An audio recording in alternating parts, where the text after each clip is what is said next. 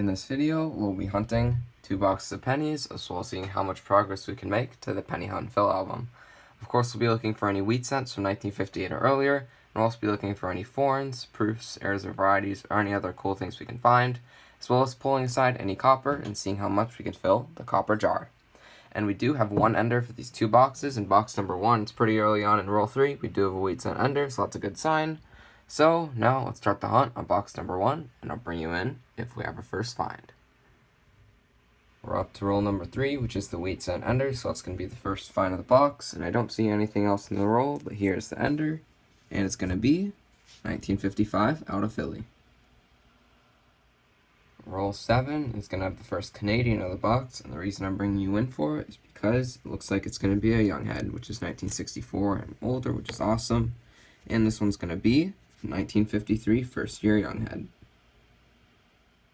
Roll 12, and we're going to have the second wheat cent of the hunt, and it is in the back of the roll right here. And wheat cent number 2 is pretty nice, probably in the 50s, and it is a pretty nice 1951 out of Denver. Next roll, and I just uncovered another wheat cent, so this is going to be the third of the hunt. It's just another one from the 50s, 1957 out of Denver. Roll 16, and I don't have another wheat cent, but I am going to get another young head Canadian. It's the 4th Canadian of the box, and I already did look at the date. It's pretty gunked up, but it is a 1963 young head. Well, box number 1 is already hunted. Got off to a decent start, but after the first 15 or 20 rolls, absolutely no finds, which is very disappointing. Wheat cent ender was a little misleading. I did pull out a bunch of more modern Canadians, and this interesting 2017 with I think 10 holes in it, which is really odd, but only 3 wheats for the box, which is not very good at all. That makes me a little worried about box number 2 since it is a sister box. Hopefully box number 2 can have a lot more finds than that.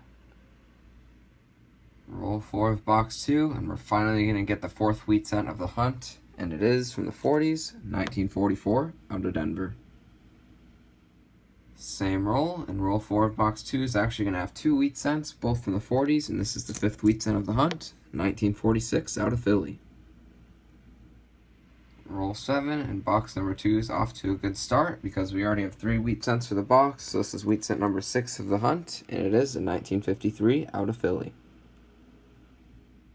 Same roll, and box number 2 is definitely getting off to a great start because we already have 4 wheat cents for the box, and this is going to be wheat cent 7 for the hunt. Hopefully box number 2 can get enough wheat cents to make up for box 1, and this wheat cents is 1956 Denver.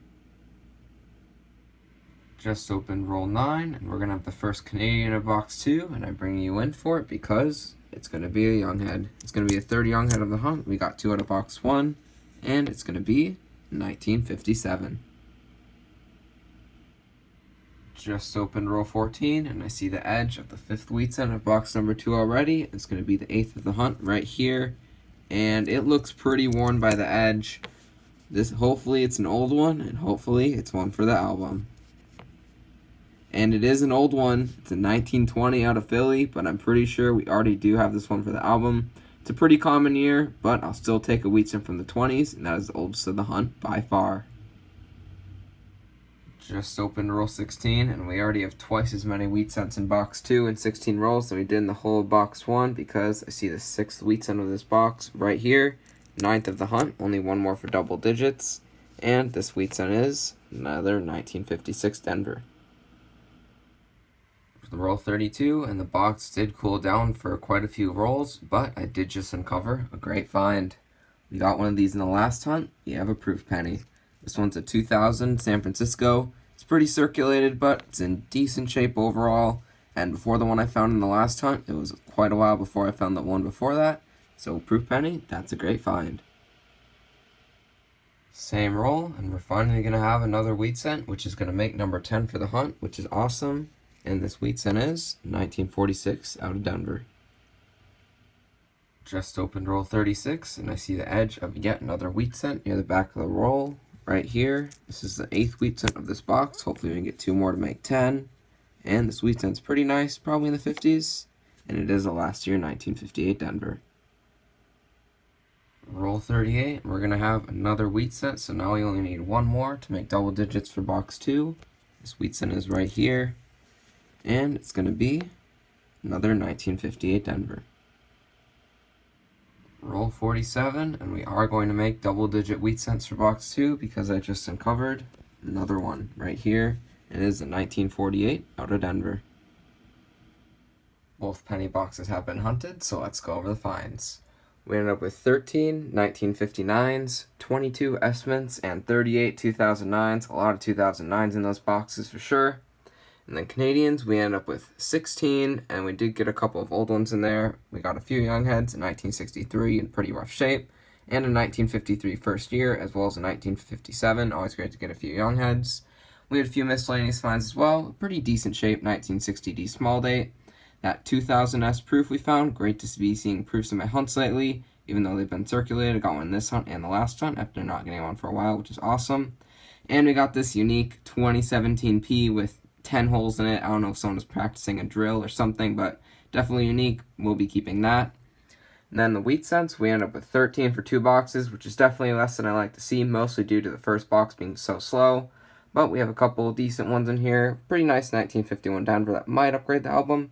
And one pre-40s, 1920 out of Philly. Already out for the album. It's a pretty common whip, but maybe it'll upgrade, and always great to get a pre-40s wheat cent. And then lastly, for copper, even though the first box was slow on wheat cents, we did really well in both boxes. Pretty much filled the copper jar, which is awesome for my hunts. Definitely a lot of copper, so I'll definitely take that. So now I'll go through the wheat cents and all the rest of the finds, so see if we can make any progress to the album, and I'll bring you back with an album update. Just finished updating the album, and even though we did not have any additions in this hunt, I'm still pretty happy with the progress we made because we did end up with 2 upgrades, and both of those were wheat cents. As I thought, we did upgrade that 1951 Denver, has a little bit of luster left on it, definitely better than the last one, which was brown.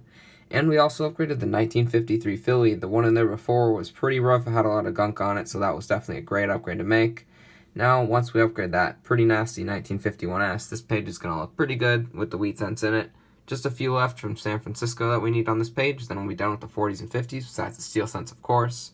So, a couple of upgrades, definitely happy with that, even though the wheat cents were a little bit light. So still a pretty fun penny hunt album fill episode.